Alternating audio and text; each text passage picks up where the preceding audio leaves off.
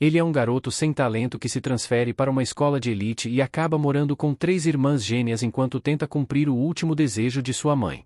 A história começa com um garoto dolorosamente mediano chamado Will, que é transferido para a Seika Academy of the Elites apenas porque sua mãe é uma prodígio lendária que se formou lá. Will entra no ringue de boxe e é completamente destruído pelo vice-capitão do clube de artes marciais, que o chama de fraco patético. Vendo seu desempenho ruim, a plateia também não se segura, lançando insultos de todos os lados, se perguntando como alguém tão perdido poderia ser filho de Sabara Ace. Will se levanta, tentando se animar com as lembranças de sua falecida mãe, cuja beleza e habilidades como atriz eram admiradas no mundo todo. Subara era tão talentosa que se formou no topo da sua turma em uma universidade internacional de prestígio. Seu oponente, em uma reviravolta estranha de encorajamento, tenta despertar algo dentro de você, alegando que os 3 Royals da escola estão esperando para testemunhar o poder oculto dentro dele. Mas você continua insistindo que nunca se interessou por esportes ou recebeu qualquer tipo de treinamento. Ainda assim, todos continuam despejando suas expectativas sobre ele. Frustrado, ele grita a verdade óbvia de que não é sua mãe e parte direto para cima do treinador em algo que parece um surto dramático de poder não explorado. A plateia se prepara, esperando algo grandioso, apenas para você acertar alguns toques suaves que nem fazem o treinador piscar. O treinador fica irritado e joga nosso protagonista no chão com força, deixando mais uma vez dolorosamente claro que você não passa de uma decepção. Todos que tinham depositado esperanças nele levam um tapa na cara com a realidade fria e dura. Mas isso não é novidade para você. Ele tem carregado esse peso desde o momento em que apareceu no mundo. Você então sorri de canto e solta uma provocação ao treinador, dizendo alguma frase mal formulada sobre como quanto mais comum alguém é, mais essa pessoa se apega ao talento como se fosse um cálice sagrado. Por um segundo, o treinador percebe uma faísca estranha nos olhos de você, uma intensidade familiar que espelha o olhar de uma atriz de alto nível. Ele percebe que você provavelmente não herdou as habilidades de Sabara, mas não há como negar que herdou a aparência dela. Ainda assim, o treinador ignora isso enquanto você se vira para ir embora. Nesse momento, seu assistente aparece correndo, lembrando de que os Royals estão observando esse novato como falcões. Esse pequeno lembrete finalmente o tira do sério. E agora ele decide que vai simplesmente bater o talento nele à força. Levanta o braço para desferir um último golpe brutal, destinado a moldar você na marrã. Mas antes que o soco acerte, uma lutadora de cabelo laranja surge do nada e manda o treinador voando, chamando de completa desgraça para as artes marciais por brigar com amadores. Todo mundo no dojo a chama de capitã. Logo em seguida, uma mulher de cabelo azul e outra de cabelo verde entram desfilando como se estivessem invadindo um show, exigindo saber como o filho da atriz se saiu no teste. A de cabelo azul é Kazuki, famosa o suficiente para que seus ingressos se esgotem antes mesmo de chegarem às prateleiras. A de cabelo verde é Miwa, a mais jovem detentora de título no shogi, porque aparentemente algumas pessoas atingem o auge antes da puberdade.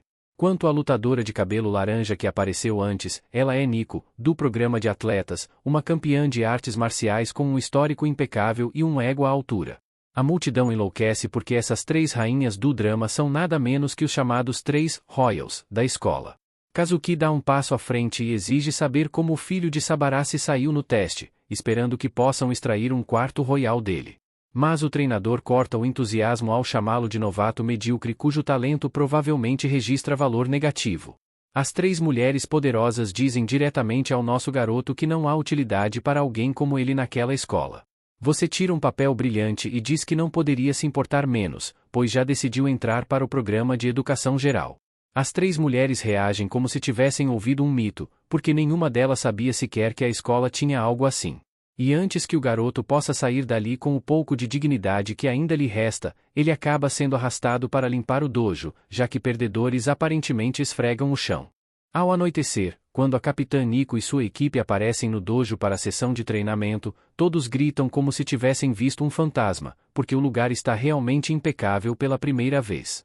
Aparentemente, os habitantes do lixo nunca tinham visto o dojo tão assustadoramente limpo. A caminho de casa, Yu se pergunta silenciosamente como nunca negou ser uma decepção.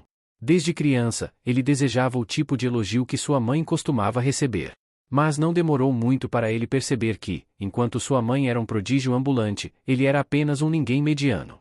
Enquanto tentava todo o talento possível que podia alcançar, ele acabou, aos poucos, se afastando ainda mais da sua mãe. Houve um drama em que ela atuou onde interpretava uma dona de casa. E mesmo que isso fosse discreto demais para alguém do calibre dela, tanto você quanto sua mãe adoravam o programa. Quando sua mãe foi atingida por uma doença terminal, os dois conversaram sobre como a parte favorita do programa era o trecho em que cada episódio terminava com um jantar em família. Essa foi a primeira vez em anos que sua mãe se abriu de verdade com ele. E foi então que você finalmente percebe que ela sempre sonhou em ter uma família tão calorosa e bonita quanto a do programa. Infelizmente, aquele pequeno momento feliz não dura muito. E a senhora acaba batendo as botas depois de pedir ao filho que fosse encontrar uma família feliz para si. O garoto arruma suas coisas, e na esperança de compensar tudo o que ele e sua mãe perderam, ele vai para a casa de Mikodono. O dono da mansão lhe envia as chaves junto com um bilhete dizendo que ele pode entrar escondido sempre que quiser. Ao entrar, ele fica completamente empolgado ao ver o quão enorme é o lugar.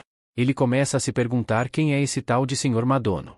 E assim que se senta para desempacotar suas coisas, Nico aparece em modo de ataque total, desesperada para nocautear o que ela acha ser um ladrão que invadiu sua casa.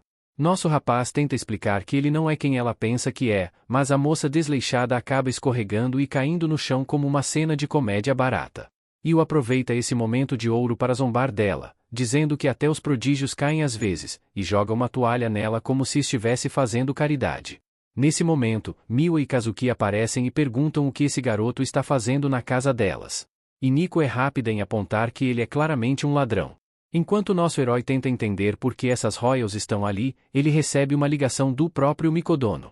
O homem pergunta se ele encontrou o lugar e continua explicando que sua falecida mãe não era apenas sua amiga, mas também sua benfeitora, e é por isso que agora ele está retribuindo o favor. O senhor suspeito então acrescenta que esqueceu de contar que tem 3 filhas e diz ao garoto para se dar bem com elas.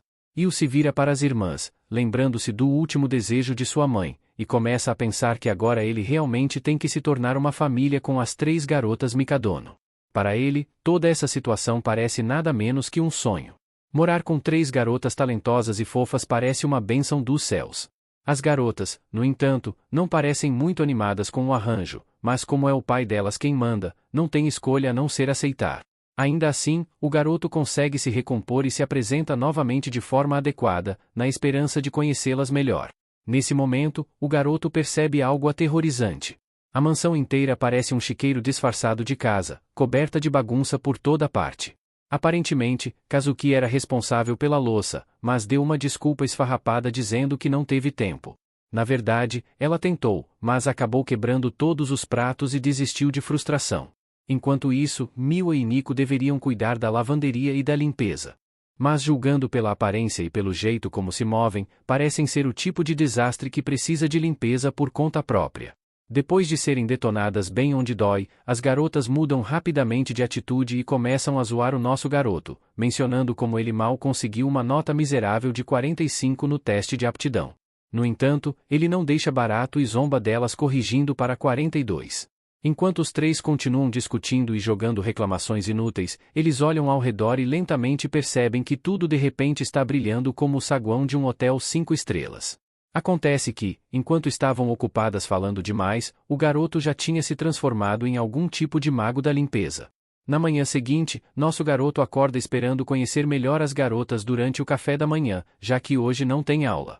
Ele planeja descansar um pouco, mas essa ideia morre rapidamente por causa dos terremotos incessantes que sacodem todo o lugar, que na verdade são causados por Nico casualmente rachando azulejos com os punhos no seu dojo pessoal. Depois de testemunhar essa loucura, ele vai ver como estão os outros. Miwa está ocupada jogando shogi e discutindo com uma inteligência artificial, enquanto Kazuki parece estar comandando um laboratório de drogas, jogando coisas aleatórias em um liquidificador e fazendo um milkshake suspeito que pode tanto envenenar quanto matar alguém de vez. Quando ele pergunta o que ela está fazendo, Kazuki o zomba dizendo que essa é apenas a versão delas de uma rotina matinal, do mesmo jeito que pessoas como ele precisam escovar os dentes e fazer outras coisas básicas. Enquanto ele tenta sugerir um jantar juntos, a filha mais velha dos Mikodono diz para ele cuidar da casa, já que todas estarão fora com agendas lotadas e ensaios. Ele então se vira para Mia para convidá-la para o café, mas ela já está virando um copo de suco, provavelmente abastecendo o cérebro com todo o açúcar que precisa. Sentindo-se arrasado, o não prodígio em uma casa cheia de gênios vai para a cozinha, pensando como tudo é exatamente como era com sua mãe, que só cozinhava para si mesma, provando o quanto prodígios podem ser egoístas. Ele se pergunta como fracassou em se conectar com sua própria família, mas mesmo assim achou que conseguiria fazer isso com completos estranhos. Assim que ele se senta para curtir o café da manhã, Nico entra. Apesar de claramente querer comer toda a comida bem assada, ela se controla e afirma que é uma refeição desequilibrada para ela. Yu começa a lamber a comida para tentá-la, mas ela reclama alto sobre o excesso de carboidratos e lipídios, acrescentando que ainda precisa de pelo menos mais 20 gramas de proteína junto com vitamina B. Yu acha ridículo alguém precisar calcular nutrientes antes de comer. Miko explica que, para ela, comer direito é tão importante quanto treinar. Enquanto as garotas se preparam para sair, ele se lembra de como sua mãe costumava seguir diferentes planos alimentares dependendo do tipo de sessão de fotos que teria.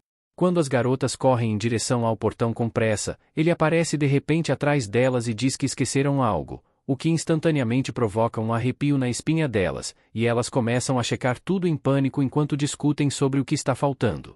Mas ele só queria desejar um bom dia. Apesar de acharem desnecessário, as garotas acabam corando a caminho do ensaio e, de alguma forma, se sentem um pouco felizes com isso. Enquanto isso, Yu segue para lavar a louça, e no meio disso recebe uma ligação do sombrio Sr. Madono. O homem informa que não estará por perto por causa de suas responsabilidades, o que basicamente deixa Yu preso sozinho com as 3 garotas. O tio então lhe pede um favor, dizendo que ele deveria apoiar as filhas, já que em breve enfrentarão seus próprios desafios. Segundo ele, simplesmente estar presente para elas já seria suficiente para ajudá-las a se abrirem.